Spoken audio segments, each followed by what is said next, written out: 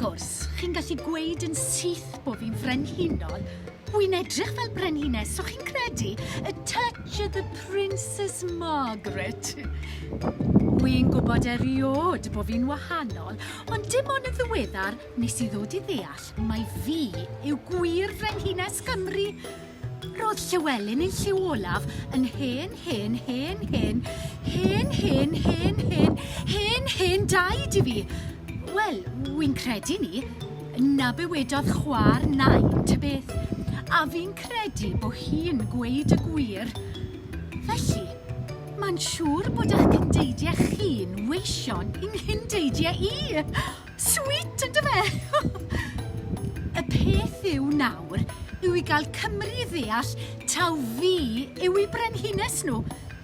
Byddech chi'n meddwl bod nhw'n moes ymgrymu'n syth, ond so fe di bod fel na. Wrthodes i dalu am fy siopan Tesco am bod nhw'n gwrthod yng ngalw'n eich mawr hydy. Fi di trial rhoi ngwyneb i ar stamps, wneud cash yn unan. Dyw e ddim yn gweithio. Sa'n gwybod beth sy'n bod ar bobl.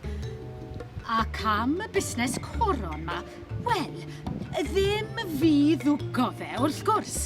Allai ddim esgus bod fi'n meddwl fod yn ofnadw, yn wirioneddol ofnadw, fod rhywun yn cael coron am sgwennu ryw gerdd fach a fynen frenhines Cymru heb goron yn y byd, so fe'n iawn yw e.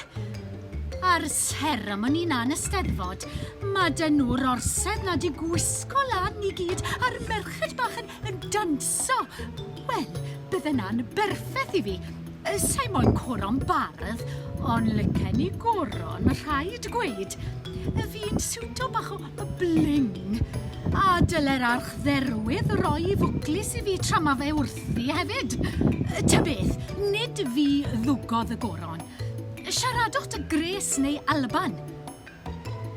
Un dydd, byddai i'n frenhines go iawn yn byw mewn palas.